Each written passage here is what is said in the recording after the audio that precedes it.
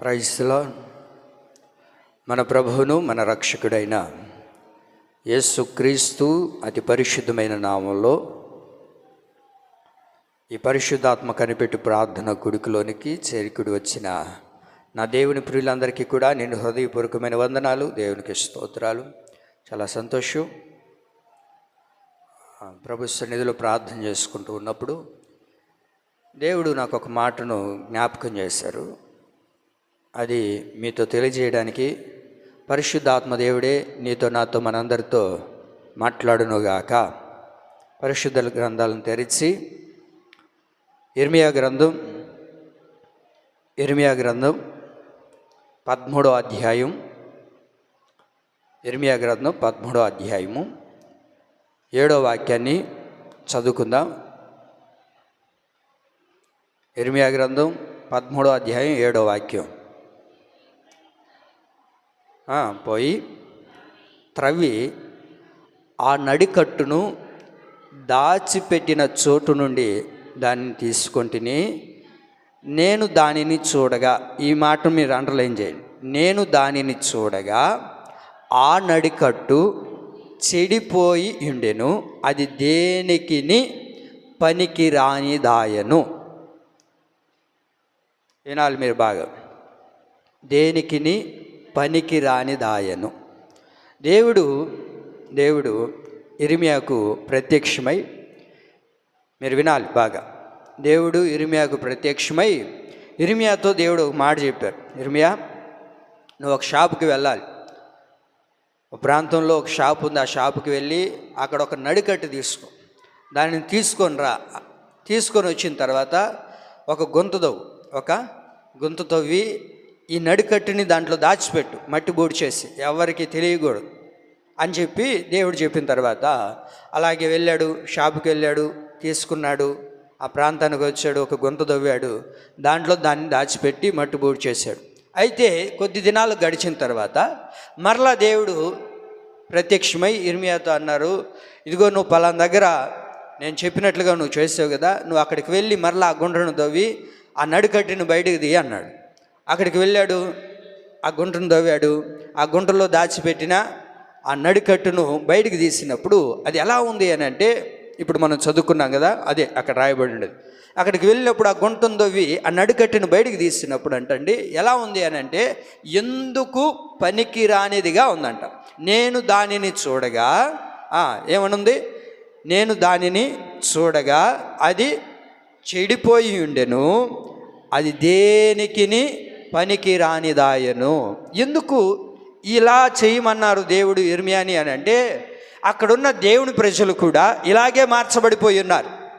నేను వారిని ఏర్పాటు చేసుకొని, వారిని నేను ఎన్నుకొని, వారిని ప్రత్యేకపరుచుకొని నేను పిలుచుకుంటే, వారు ఈ రోజున ఏమైపోయి ఉన్నారు అని అంటే, వారి ఇష్టానుసారంగా జీవించడానికి ప్రారంభించబడి ఆచారాలకి అలవాటైపోయి, వారి హృదయానికి మెచ్చుకున్నట్లుగా, వారి ఆలోచనకు వచ్చినట్లుగా, మనసుకు తోచినట్లుగా చేసేస్తూ దేవునికి వ్యతిరేకంగా జీవిస్తూ ఉన్నారు. ఇప్పుడు ఈ ప్రజలు ఎలా ఉన్నారు అని అంటే, ఇదిగో ఈ గుంతలో తవ్వి పాతిపెట్టిన ఈ నడికట్టు ఎలాగుందో నా ప్రజలు కూడా అలాగే ఉన్నారు. మన అంశం పేరు ఏంటంటే, పనికి రానిది తీసివేసుకోవాలి. చెప్పండి, ఏంటది? అది వాస్తవానికి మనం ఏం చేస్తాం, ఏదైనా పనికి రానిది మన దగ్గర ఉంటే ఉంచుకుంటామా? అది ఏదైనా సరే. అంతెందుకండి, పోయిన క్రిస్మస్కి కట్టిన చీరే 4 రోజులు గడిచిన తర్వాత ఇది పాతది అయిపోయిందని దాన్ని పక్కన పడేస్తాం. ఒకరోజు కట్టించారా, రెండో రోజు కట్టం, అవునా కదా? ఏమో కారణం, అది పాతదైపోయింది, పాతగిల్లిపోయింది, అది ఉపయోగం లేదనేసి రకరకాలుగా చేస్తుంటాం. మనకు ఉపయోగపడింది, మనకు ప్రయోజనం కానిది, మనకు ఏమండి పనికిరానివన్నీ కూడా మనం పక్కన పడేస్తూ ఉంటే, మరి మన దేవుడు మనం పనికిరానిగా వారిగా ఉన్నప్పుడు మన దేవుడు కూడా మనల్ని ఖచ్చితంగా విడిచిపెడతాడు. కనుకనే మనలో కొన్ని ఉన్నాయి పనికిరానివి. ఆ పనికిరాని వాటిని మనం ఏం చేయాలి అని అంటే, దానిని తీసివేసుకునే వారిగా ఉండాలి. ప్రభు అన్నారు, ఇదిగో ఇర్మియా, నా ప్రజలు, నన్ను నమ్ముకున్నవారు, నా సన్నిధికి వస్తున్నవారు ఈ రోజున ఏమైపోయారు అని అంటే, పనికిరాని వారిగా మార్చబడ్డారు. ఇదిగో నువ్వు చూస్తున్నావే ఈ నడికట్టు ఎలా ఉంది, మళ్ళా చదవండి మాది ఆ వాక్యమే.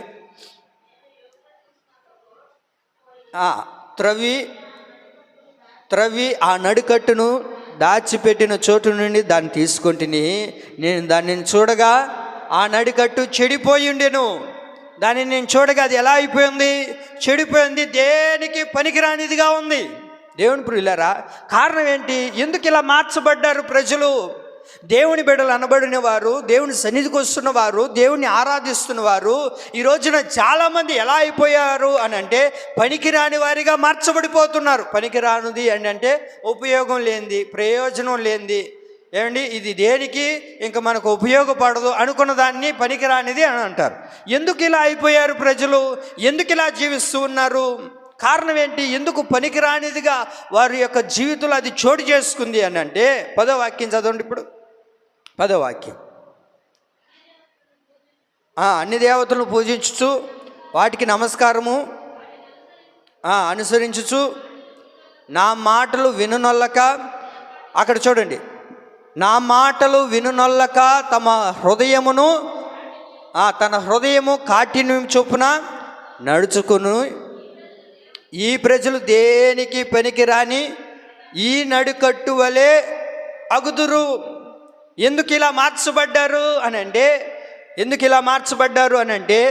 తమ హృదయ కాఠిన్యము చొప్పున. దేనిని బట్టి ఇలా అయిపోయారు?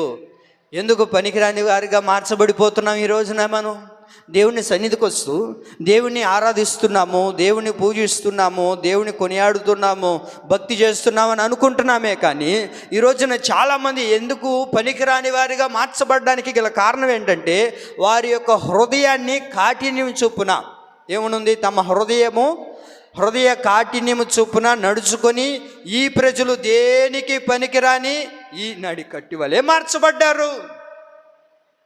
ఈ హృదయ కాఠిన్యాన్ని బట్టి ఈ హృదయం మారలేకపోతుంది. ఎంతసేపు హృదయానికి తోచినట్లుగానే హృదయం ఏం చెప్తే అలా చేస్తూనే ఉన్నారే కానీ నా మాట చొప్పున జీవించలేకపోతున్నారు, నేను చెప్పినట్లుగా నడుచుకోలేకపోతున్నారు. కనుకనే మనం ఏమైపోతాము దేవుని దృష్టిలో అని అంటే పనికి రాని వారిగా మార్చబడిపోతాం. ఇప్పుడు మన దగ్గర ఒక వస్తువు ఉందండి, ఒక మిక్సీ ఉంది అనుకుందాం, మీకు అర్థమయ్యే రీతిలో ఒక మిక్సీ ఉంది. ఆ మిక్సీ చాలా విలువ పెట్టి ఒక 10,000 రూపాయలు పెట్టి కొన్నావు. ఒక 10,000 రూపాయలు పెట్టి కొన్నావు. ఆ 10,000 రూపాయలు ఆ మిక్సీ పెట్టి కొనిన తర్వాత ఆ మిక్సీ పని చేయకుండా ఉన్నది అనుకోండి. ఆ మిక్సీ పనికి రాకుండా ఉపయోగం లేకుండా ఉంటే దాన్ని ఏం చేస్తాం చెప్పండి అండి? గ్లాసుల్లో పెట్టుకొని చూసుకుంటా ఉంటావా? ఏం చేస్తాం? దాన్ని పక్కన పడేస్తాం. ఎందుకని అంటే అది పనికిరానిదండి. ఎందుకు 10,000 రూపాయలు పెట్టి నువ్వు కొన్నావు కదంటే 10,000 రూపాయలు పెట్టి కొన్న మాట వాస్తవమే, కానీ అది ఏమి లేకుండా పోయింది, పనికిరానిదిగా అది మార్చబడిపోయింది. అది ఉపయోగం లేనిదిగా మార్చబడిపోయినప్పుడు దాన్ని నీవే పక్కన పడేస్తూ ఉంటే మరి మనం కూడా పక్కన వేయబడే వారిగా ఉండకూడదు. ఎందుకు ఈ రోజున మనము దేవుని సన్నిధికి నడిపించబడుతూ కూడా పనికిరాని వారిగా మార్చబడిపోతున్నాము అని అంటే హృదయ కాఠిన్యము చొప్పున. దేనిని బట్టి చెప్పండి అండి? దేనిని బట్టి? హృదయ కాఠిన్యం. హృదయం ఏమైపోయిపోతుంది అని అంటే మార్చబడట్లేదు. హృదయం ఏమైపోయిందంటే వాత వేయబడిపోతుంది. హృదయం ఏమైపోతుంది అని అంటే నీ హృదయానికి ఎలా తోస్తే అలా చేస్తున్నామే కానీ అరే దేవుడు మనకి ఏం చెప్తున్నాడు, దేవుడు ఎలా నడుచుకోమంటున్నాడు, దేవుడు ఏం పాటించమంటున్నాడు, ఇవి అక్కర్ లేకుండా పోతుంది మనకి ఈ రోజున. మనకి ఎంతసేపు మన మనసుకు దోచినట్లుగా మన మనసు ఏం చెప్తే అలా చేస్తూ ఉన్నామే కానీ దేవుడు ఏం చెప్తున్నాడు అనే దానిని విడిచిపెట్టారు. ఇక్కడ ప్రజలు ఏం చేశారు అని అంటే వారి హృదయ కాఠిన్యము చొప్పున, అంటే దేవుని యొక్క మాట ఎంత హెచ్చరిస్తూ ఉన్నా, దేవుని యొక్క వాక్యం ఎంత దర్శిస్తూ ఉన్నా అస్సలు పొరపాటున మాకు ఇవన్నీ సంబంధమే లేదు, ఇవన్నీ మాకు అక్కర్లేదు. ఈరోజున ప్రజలు ఇలాగే అయిపోతున్నారండి. పనికిరాని వారిగా మార్చబడిపోతున్నావేమో. ఒకవేళ దేవుడు అంటున్నారు పనికిరానివన్నీ కూడా మన హృదయంలో ఒకవేళ ఉంటే దానిని ఏం చేయాలో తెలుసా? తీసివేసుకునే వారిగా మనం మారాలి. ఏం చేయాలా అమ్మా? చెప్పండి అమ్మా, ఏం చేయాలా? తీసివేసుకోవాలా. కానీ హృదయ కాఠిన్యాన్ని బట్టి ఏం చేస్తుంటాము అంటే అన్నీ మంచివి అనిపిస్తుంటాయి మనకు. ఈ హృదయ కాఠిన్యాన్ని బట్టి ఎవరు చూస్తున్నారులే, ఎవరు చేస్తున్నారులే, అందరు కరెక్ట్గా ఉన్నారా అనేటట్లుగా మనం మారిపోతున్నాం. అరే దేవుని యొక్క వాక్యం ఏం బోధిస్తుంది, సేవకులు మనకేం బోధిస్తున్నారు, సంఘంలో ఏం వింటున్నాం మనము, దీనిని విని నడుచుకోలేకపోతున్నాం. ఈరోజు మన హృదయానికి తోచినట్లుగానే మనము జీవిస్తూ ఉన్నాం. ప్రియులరా, నీకు ఏది ఉపయోగకరమో అది మంచిదని నువ్వు అనుకోవచ్చు, కానీ దేవుని దృష్టిలో అది మంచిది కాదని వాక్యం తెలియజేస్తుంది. మీరు బాగా గమనించగలిగితే ఇశ్రాయేల్ ప్రజలు దేవుని దగ్గరికి వెళ్ళి, అయ్యా మాకు ఒక రాజు కావాలన్నారు. సరే అని చెప్పి దేవుడు వారి మాట చొప్పున వారికి ఒక రాజుని దేవుడు నియమించాడు. ఆ రాజుని నియమించిన తర్వాత ఆ రాజుగారికి దేవుడు ఒక మాట చెప్పాడు, హలో బ్రదర్, నీకు ఒక పని అప్పచెప్తున్నాను, ఆ పని నువ్వు తూచ చెప్పకుండా చేసి రావాలి. ఇదిగో పలానా దేశానికి వెళ్ళు, పలానా ప్రాంతానికి వెళ్ళు, అక్కడున్న వారందరినీ కూడా నీవు సంహరించేసి చంపేసి రావాలి, ఏది కూడా మిగలకూడదు అక్కడ, అన్నిటినీ నాశనం చేసిరా. అది ఎవరికి ఉపయోగపడకూడదు. ఎవరికి చెప్పాలండి, సైలెంట్గా ఉన్నారేంటి? అది ఎవరికి కూడా ఉపయోగపడకూడదు. నీకు కాదు, ఒకవేళ నువ్వు వదిలేసి వస్తే ఇంకొకరు వచ్చి తీసుకొని పోతారేమో, అట్లా ఎవరికి కూడా అది ఉపయోగపడకుండా వాటన్నిటిని కూడా నువ్వు నాశనం చేయాలి అని ఆ రాజుగారికి చెప్పాడు దేవుడు. చెప్పారు కదా, మీరు వినాలి నా మాటలు, నన్ను చూడండి. చెప్పిన తర్వాత ఈయన వెళ్ళిన తర్వాత అన్నిటినీ మొత్తానికి సంహరించాడు, అన్నిటినీ చంపేశాడు. అయితే అందులో ఆయన చేసిన పని ఏంటంటే అక్కడున్న కొంచెం ధనాన్ని దాచిపెట్టాడు, కొన్నిటిని తీసుకొని వచ్చాడు. అందులో శ్రేష్టమైన వాటన్నిటిని కూడా పక్కన పెట్టుకుంటూ వచ్చాడు అయ్యగారు. ఏం చేశాడు? శ్రేష్టమైన వాటన్నిటినీ పక్కన పెట్టుకుంటూ వచ్చాడు రాజుగారు. పక్కన పెట్టుకుంటూ అలాగే ఆ దేశంలో ఉన్న కొంతమంది బలాఢ్యుల్ని, అలాగే అక్కడున్న రాజుగారిని కూడా ఏం చేయకుండా వారిని కూడా తీసుకొని వచ్చుకున్నాడు. ఈయనతో పాటు తీసుకొని వచ్చిన తర్వాత దేవుడు దైవజనుడిని దర్శించి ఆ సమూయేలుని రాజు దగ్గరకు పంపించాడు. రాజు దగ్గరకు పంపించిన తర్వాత ఇప్పుడు దైవజనుడు అన్నారు, అయ్యా నువ్వు అన్నిటినీ నేను చెప్పినట్లుగా చేసావా, దేవుడు చెప్పినట్లుగా చేసావంటే అన్నిటినీ చేశానయ్యా అన్నాడు. మరి అక్కడ ఏదో శబ్దాలు వినబడుతున్నాయి, ఏంటి అని అంటే అదేమీ లేదయ్యా, అన్నిటినీ నేను చంపేశాను, కాకపోతే అన్నిటినీ నేను చంపాను, అందులో కొన్ని శ్రేష్టమైనవి ఉన్నాయి, అన్నింటిలో కొన్ని శ్రేష్టమైనవి ఉన్నాయి, వాటిని మాత్రమే నేను తీసుకొని వచ్చాను అని అన్నాడు. దేవుడు ఏం చెప్పాడు చెప్పండి అమ్మా? దేవుడు ఏం చెప్పాడు? అన్నిటిని కూడా చంపేసి రావాలి, అన్నిటినీ నాశనం చేసి రావాలి, ఏది కూడా ఉంచుకోకూడదు, ఏది కూడా ఉండకూడదు అక్కడ అని చెప్పినప్పుడు ఈ వ్యక్తి ఏం చేయాలి? అక్కడికి వెళ్ళి అన్నిటినీ చంపేసి అన్నిటినీ ఊడ్చి ఏం ఉండకూడదు, ఇంకక్కడ నువ్వు చూడడానికి ఏవి కూడా కనబడకూడదు, అన్నిటినీ చంపేసి అన్నిటినీ నాశనం చేసి దేవుడు రమ్మంటే ఈయన మాత్రం కొన్నిటిని తీసుకొని వచ్చాడు. అక్కడ ఉన్న రాజును కూడా తీసుకొని వచ్చాడు, శ్రేష్టమైన వాటిని తీసుకొని వచ్చాడంట. చదువుతావా? ఇప్పుడు ఆ మాటలు చదువుదాం. మొదటి సమూయేలు 15వ అధ్యాయం, 9వ వాక్యం చదువుదామా? 9వ వాక్యం చూడండి. సౌలును ఏమ్మా తీలేదా? చూడండి, గొర్రెల్లోనూ ఎడ్లలోనూ క్రొవ్విన గొర్రెపిల్లలు మొదలైన వాటిని, మంచి వాటిని నిర్మూలము చేయక కడగా ఉంచి పనికిరాని నీచ పశువులన్నిటినీ కూడా నిర్మూలము చేసిరి. ఏం చేశారంట? దేన్ని నిర్మూలన చేశాడు ఈయన రాజుగారు? అమ్మా మీరు చెప్పాలి. రాజుగారు దేన్ని నిర్మూలన చేశాడంట? ఏముంది అక్కడ? పనికిరానివన్నీ కూడా, పనికిరాని నీచ పశువులన్నిటినీ నిర్మూలన చేశాడు, కానీ మంచివైన వాటిని నిర్మూలము చేయక వాటిని కడగా ఉంచాడంట. రాజుగారు ఏం చేశాడు అని అంటే పనికిరానివి చంపేశాడు, ఆయనకి మంచివైన వాటిని అన్నిటిని కూడా కడగా పెట్టాడంటే దూరంగా పెట్టాడు, ఆయన కోసం ఉంచుకున్నాడు మొత్తానికి. మీరు ఒక మాట వినాలి ఇక్కడ. దేవుడు ఏం చెప్పాడు? మొత్తం సమస్తాన్ని నిర్మూలన చేయి, సమస్తాన్ని అంతటిని కూడా అక్కడ లేకుండా తుడిచివేయమన్నాడా? కానీ సౌలు ఏం చేశాడండి? ఆయన దృష్టికి ఏదైతే మంచి అని అనిపించిందో వాటిని పక్కన పెట్టాడు. అండి మీరు బాగా వినాలి. ఆయన దృష్టికి మంచి అనిపించినవన్నీ పక్కన పెట్టాడు, ఆయన దృష్టికి ఏదైతే చెడు అనిపించిందో దానిని మాత్రం చెప్పరే నిర్మూలన చేసుకుంటూ వచ్చాడు. ఇప్పుడు మీకు ఎందుకు ఈ మాటలు చెప్పానంటే మన దృష్టిలో కూడా కొన్ని మంచివి అనిపిస్తాయి, కొన్ని చెడ్డవి అనిపిస్తుంటాయి. మన దృష్టిలో ఏంది చెడ్డది? మన దృష్టిలో వ్యభిచారం చేయడం పాపం కదా, వ్యభిచారం చేయడం పాపం, ఆ తర్వాత నరహత్య చేయడం పాపం, దొంగిలించడం పాపం, అంతే కదా. మనకు తెలిసినవి పెద్ద పెద్దవి భారీగా ఉండేవి మాత్రం ఇవి తప్పులు మన దృష్టిలో పాపం కానివేంటిది? అయ్యగారు చేశారే, ఎవరు? రాజుగారు చేసిన సౌలు రాజు ఏం చేశాడు? మంచివైన వాటి అన్నిటిని కూడా కడగా పెట్టి వచ్చాడు. ఆయన దృష్టికి ఏవైతే చెప్పండి పనికిరానివి అనిపించాయో వాటన్నిటిని కూడా నిర్మూలన చేశాడు. మన దృష్టికి మాత్రం కొన్ని ఉంటాయి పనికిరానివి అనిపిస్తుంటాయి, అవి మాత్రమే మనం చేయకుండా ఉంటాం. ఏమండి, దేవుని దృష్టిలో ఏదైతే పనికిరానివిగా ఉంటాయి అవి మాత్రం మనం ఏం చేసుకుంటాం? దాచిపెట్టుకొని ఉంటాం. ఏంటిది పనికిరానివి? చెప్పండి, ఏంటిది పనికిరానిది? నీకు పనికి వచ్చేటివన్నీ కూడా దేవుని దృష్టిలో కూడా పనికిరానివే. నీ దృష్టిలో ఏంది పనికి వచ్చేది? అప్పుడప్పుడు చెప్పండి, అప్పుడప్పుడు సీరియల్ చూసుకోవచ్చు, అప్పుడప్పుడు ఆడ ఎడ కూర్చోవచ్చు, అప్పుడప్పుడు ఆ మాటలు ఈ మాటలు చెప్పుకోవచ్చు, అప్పుడప్పుడు ఫ్లోలో లేకపోతే ఆ గొడవ ఆడినప్పుడు ఉద్రేకాన్ని బట్టి అప్పుడప్పుడు మాట్లాడచ్చు. ఏబిసిడీలు అన్నీ చెప్పండి, ఏబిసిడీలు మాట్లాడచ్చు. ఇంకా ఆవేశాన్ని బట్టి నీకు ఏది అనిపిస్తే, నీకు మంచిది అనిపిస్తే చేయొచ్చు. అంతేనా? చెప్పరే, సౌలు చేసింది అదే. అరే బాబు, ఏ ఉన్నాయో సమస్తాన్ని నిర్మూలన చేయమంటే నీకు కష్టం అనిపించేటి, నీకు ఇష్టం అనిపించేటి మాత్రం పాపం కాదు.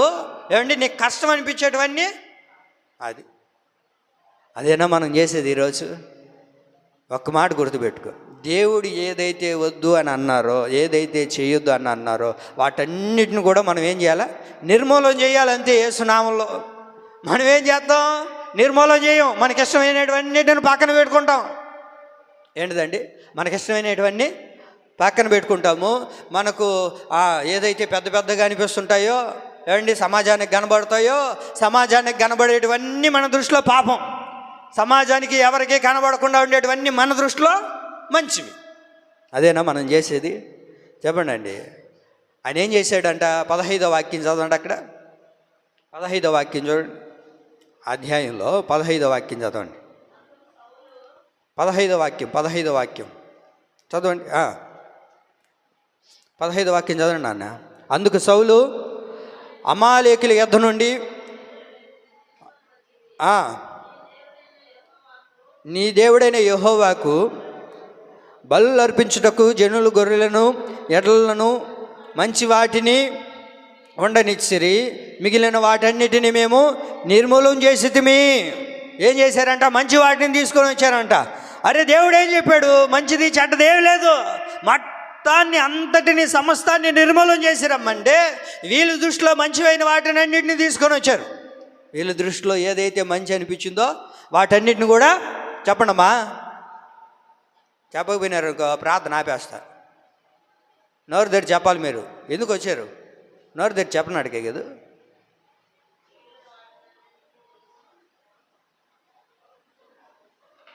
కానీ ఏం చేయాలా? మనకు దేవుడు ఏదైతే చెప్పారో అది మాత్రమే చేయాలి. నిర్మూలన చేయమన్నప్పుడు నిర్మూలన చేయాలా. ప్రభువా, ఇది ఉంచుకుంటాను ఆయన, ఇది పోతే ఎటనైనా ఇది ఉండాలి ప్రభు అని అనుకుంటే కుదరదు. ఈరోజున చాలామంది దేవుడి మందిరానికి వస్తూ ఉన్నారు. ఏమంటే కొన్నిటిని మాత్రం విడిచిపెడుతున్నారు. వారి దృష్టిలో పనికిరానివన్నీ కూడా పక్కన పెడుతున్నారు. అరే, దేవుని దృష్టిలో సమస్తము, లోకములో ఉన్న ఆచారాలు, లోకములో ఉన్నవన్నీ కూడా విడిచిపెట్టాలి కదా. వాటిని దూరం చేసుకోవట్లేదు. ఈ రోజున చాలామంది ఎలా చేస్తున్నారు అని అంటే, దేవుని దగ్గరికి వీళ్ళు ఎలాగైతే మంచిని పెట్టుకొని వచ్చారో అలాగే దేవుడి దగ్గరికి కూడా వస్తున్నారు చాలామంది. నిర్మూలన చేయాల్సిన వాటిని నిర్మూలన చేయట్లేదు, మనసులో పెట్టుకొని ఉన్నారు. ఎక్కడ పెట్టుకొని ఉన్నారు? హృదయంలో, మనసులో దాచిపెట్టుకొని ఇక్కడికి వచ్చి ప్రభువా అని చెప్పి ప్రార్థన చేస్తే ఆ ప్రార్థన దేవుడు వింటాడా? పనికిరానివన్నిటిని కూడా నిర్మూలన చేయాలమ్మా. పనికిరానివన్నిటిని కూడా, అమాలేకీయులలో ఉన్న వాటన్నిటిని కూడా మనం ఏం చేయాలి? నిర్మూలన చేసేవారిగా ఉండాలి. మరి మనం నిర్మూలన చేయగలుగుతున్నామా? చెప్పండి. దానిని విడిచిపెట్టగలుగుతున్నామా? చేయలేకపోతున్నాం. దాచిపెట్టుకుంటున్నాం. ఇంకా దాచిపెట్టుకొని దేవుని దగ్గరకు వచ్చి ప్రభువా అని చెప్పి నువ్వు ప్రార్థన చేస్తే వింటాడు అనుకున్నావా? 19వ వాక్యం చదవండి. అక్కడ అధ్యాయంలో 19వ వాక్యం. నీవు ఎందుచేత యెహోవా మాట వినక దోపుడు మీద ఎగబడి ఆయన దృష్టికి కీడు చేసితివి. ఎందుకని నీ దృష్టికి ఏమంటే మంచిదని తెచ్చుకొని వాటన్నిటినీ తెచ్చుకొని దేవుని దృష్టికి ఏమైపోతున్నాము చెప్పాలి, ఏమైపోతున్నాము దేవుని దృష్టికి? అది దేవుని దృష్టికి మనం కీడు చేసేవారిగా మారిపోతున్నాం. కారణం ఏంటంటే దేవుడు ఏదైతే విడిచిపెట్టమన్నాడో, దేన్నైతే దూరం చేసుకోమన్నాడో, ఇది నీకు తాగదు, ఇది నీకు అవసరం లేదని దేవుడు చెప్పాడో వాటన్నిటిని కూడా మనం ఏం చేయాలి? తీసివేసుకునే వారిగా ఉండాలి. పనికి రానిది ఏది కూడా నీ దగ్గర ఉండకూడదు. పనికి రానిది ఏది కూడా నీ దగ్గర ఉండకూడదు. ఉండొచ్చా? అది నీకు పనికి వచ్చేది కాదు, దేవునికి పనికి రానిది కూడా ఉండకూడదు నీ దగ్గర. అర్థమవుతుందన్న మాట? అర్థమైందా? ఏంటిది? నీకు పనికి వచ్చేది కాదు, ఏమండి, దేవుడికి పనికిరాంది ఏదో ఉంది, మనకు మాత్రం పనికి వస్తుంది, ఇది ఉపయోగపడుతుంది, ఇది ఉండాలని అనుకుంటాం, కానీ అది ఉండకూడదు. దాన్ని ఏం చేయాలి? నువ్వు తీసేసుకోవాలి, దాన్ని దూరం చేసుకోవాలి. పనికిరానిది ఏది కూడా మనలో ఉండకూడదండి. పనికిరాని ఒక వస్తువునే నువ్వు పడేస్తున్నావే, మరి దేవుని సన్నిధిలో ఒక అర్హమైన వ్యక్తిగా నువ్వు మారాలి అని అంటే, అర్హుడుగా నువ్వు ఉండాలి అని అంటే పనికిరానిది ఏది కూడా మనలో ఉండకూడదు. పనికిరానిది ఏది కూడా మనం ఉంచుకునే వారిగా ఉండకూడదు. అట్లా కాదు, నేను ఉంచుకుంటాను, ఇట్లాగే ఉంటాను అని అన్నావా అని అనుకొని ఎవరు చూస్తున్నారు, కొన్ని వదిలినాం కదా, కొన్ని అట్లే ఉంటే ఏమైపోతుంది అని అనుకున్నావు అనుకో, ఏం జరుగుతుంది చెప్పనా? హెబ్రీ పత్రిక 6వ అధ్యాయం 8వ వాక్యం చూడండి ఆయన. హెబ్రీ పత్రిక 6వ అధ్యాయము, హెబ్రీ పత్రిక 6వ అధ్యాయం 8వ వాక్యం చదువుదామా? అయితే మునల తుప్పులను గచ్చ తీగలను దాని మీద పెరిగిన ఎడల అది పనికి రానిదని విసర్జింపబడి శాపము పొందదగునగును తుదకు కాల్చివేయబడును. నేను తీసివేసుకోను, నేను పారేసుకోను, పనికిరానివన్నీ కూడా నా దగ్గరే ఉండాలా అని అనుకున్నావు అనుకో, దేవుడు ఏం చేస్తాడు? దాన్ని చెప్పనండి, ఏం చేస్తాడు? తీసేస్తాడు, దూరం చేస్తాడు. మనం దేవునికి దూరం అయిపోతాం. దేవునికి దూరం అయిపోయి మనం ఏం చేయలేం కదా. కాబట్టి పనికిరానిది ఏది మనలో ఉందో, పనికిరానిది ఏది మనలో ఉందో దాన్ని ఏం చేయాలి? తీసివేసుకునే వారిగా ఉండాలి. ఒకవేళ తీసుకోకుండా అట్లాగే ఉన్నాం అనుకోండి, అది ఏమైపోతుంది అని అంటే అంతకంతకు ఎక్కువగా పెరిగిపోయి నీ ఆత్మీయ జీవితాన్ని నాశనం చేసి, పతనం చేసి, నిన్ను కాల్చివేసే స్థితిలోనికి తీసుకొని వెళ్ళిపోతుంది. మన బ్రతుకుల్ని ఎందుకు ఉపయోగం లేని దానిగా మార్చేస్తుంది. అందుకనే పనికిరానిది ఏది కూడా మన దగ్గర ఉంచుకోకూడదు, ఉండకూడదు. ఏం చేయకూడదు? పనికిరానిది, ఉపయోగం లేనిది, ప్రయోజనకరమైనది ఏది కూడా నీ దగ్గర ఉండకూడదు. దానిని మనం ఏం చేయాలో తెలుసా? తీసివేసుకునే వారిగా ఉండాలి. అట్లా కాదండి, ఇది ఉంటే బాగుంటుంది, ఇది ఉంటే బాగుంటుంది, ఇది కావాలా, ఇది లేకపోతే ఎట్లాగా అని అనుకున్నాం అనుకోండి, మన జీవితాల్లో దేవుని నుంచి దూరం చేసేస్తాయి, లేనిపోని సమస్యలు వస్తాయి. అవునా కదా? చెప్పరే. సౌలు ఏం చేశాడు చెప్పండి? పనికిరానిది, ఆయన దృష్టికి పనికిరానిది మాత్రం పడేశాడు. ఆయన దృష్టికి మంచివి అని అనుకున్న వాటన్నింటిని కూడా తీసుకొని వచ్చి పెట్టుకున్నాడు. చివరికి ఏమైందయ్యా అంటే కొద్ది నిమిషాల్లో దురాత్మ పట్టింది అయ్యగారికి. ఏం పట్టింది? దురాత్మ. ఎందుకు పట్టింది బ్రదర్? ఎందుకు ఈ సమస్య వచ్చింది? అపవిత్రాత్మ ఎందుకు పట్టింది అని అంటే, ఏమండి, దేవుడు చెప్పాడు పనికి రానిది అన్నీ కూడా అక్కడ ఉన్న సమస్తాన్ని నిర్మూలన చేయాలన్నాడు. కానీ అయ్యగారు ఏం చేశాడు? ఇది ఉంటే బాగున్ను, ఇది ఉండాలా, ఇది కావాలా, ఇది చేస్తే బాగుంటుంది. అమ్మా, అవన్నీ మనకు అక్కర్లేదు కదా. వాటన్నిటిని కూడా నిర్మూలన చేయాలి కదా. నిర్మూలన చేయకుండా ఏమండి కొన్నిటినే నువ్వు నిర్మూలన చేసి కొన్నిటినే పనికిరావని అనుకుంటే అట్లాగా అలా చేస్తే ఏమవుతుంది ఇప్పుడు అంటే చెప్పండి, ఏమవుతుంది? అపవిత్రాత్మ పడుతుంది. అపవిత్రాత్మ పడితే ఇబ్బందులే, వదిలించుకోవచ్చు. చివరికి ఏమయ్యాడు తెలుసా? ఆ అపవిత్రాత్మతోనే కొనసాగించబడి చివరికి కత్తి మీద పడి, ఆయన కత్తి మీద ఆయనే పడి చివరికి చచ్చాడు. అదే హెబ్రీ పత్రికలో ఏమని చదువుకున్నాము? అవన్నీ పనికిరానివన్నీ కూడా ఉంచుకొని ఉంటే చివరికి కాల్చివేయబడతాము. ఏం చేయబడతాము? కాల్చివేయబడతాం, దేవుడికి దూరం అయిపోతాం. సౌలు వలె మనం మారకూడదని దేవుడు ఈ రాత్రి మనం దర్శిస్తూ ఉన్నాడు. పనికిరానిది ఏది కూడా మన దగ్గర ఉంచుకోకూడదు, పనికిరానిది ఏది కూడా మన దగ్గర ఉండకూడదు. దేవుడికి అయిష్టమైనది, దేవుడికి అసహ్యమైనది, దేవుడికి ఏమంటే ఇది ఉండకూడదు అని దేవుడు ఏదైతే చెప్పాడో దాన్ని ఖచ్చితంగా మనం ఏం చేయాలి? చేయాలి. తీసివేసుకునే వారిగా ఉండాలి. పనికిరానిది ఏది కూడా మన దగ్గర ఉండకుండా పోవునుగాక, అది తీసివేసుకోవాలి. పనికిరానిది ఏంటి ఇంతకీ? ఇది మనకు తెలియాలి. పనికిరానిది ఏంటి? ఇంకటి నుంచి మనం ఇదే వినబోతున్నాం. పనికిరానిది ఏంటి అని అంటే మొట్టమొదటిగా పనికిరాని తీగలు ఉన్నాయి. ఏంటిది ఇది చెప్పండి అండి. పనికిరాని కొన్ని తీగలు ఉన్నాయి. తీగ అనగానే మనమే గుర్తు రావాలి. తీగలంటే ఎవరు? మనం. పనికిరాని తీగలు కొన్ని ఉన్నాయి మనలో. వాటిని ఏం చేసుకోవాలి తెలుసా?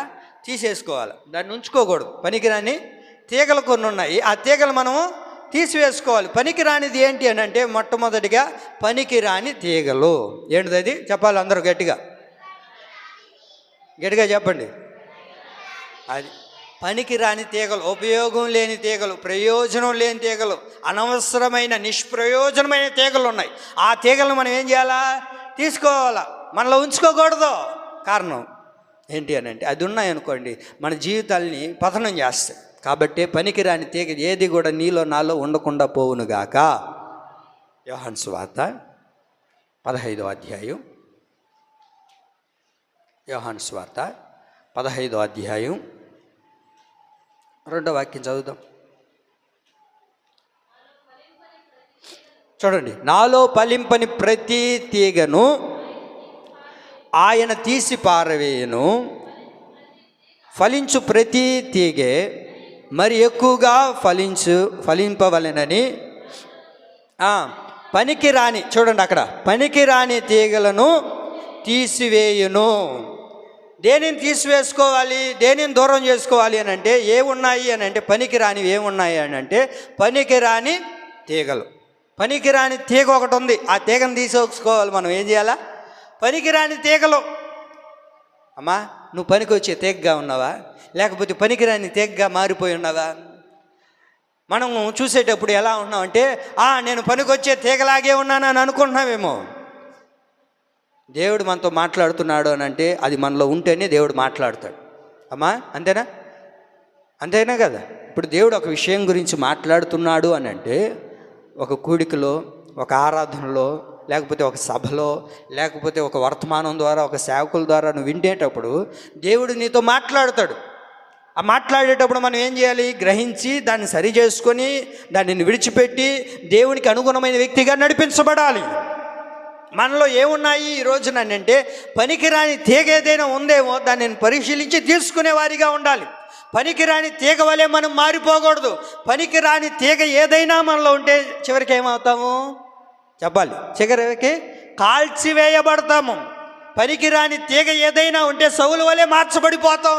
కాబట్టి పనికిరాని తీగ ఏదైనా నాలో ఉందేమో అని మనల్ని మనం పరిశీలించుకొని తీసివేసుకోవాలి. చాలామంది ఈరోజు ఎలా ఉన్నారు అని అంటే పనికిరాని తీగ వలె ఉన్నారు, కానీ చూడడానికి మాత్రం గమ్మత్తుగా, చాలా అందంగా ఏమండి పట్టు చీర కట్టి. మీరు కాదు నాయన, ఈ తీగ గురించి నేను చెప్తుండేది. ఈ తీగ ఎలా ఉంది?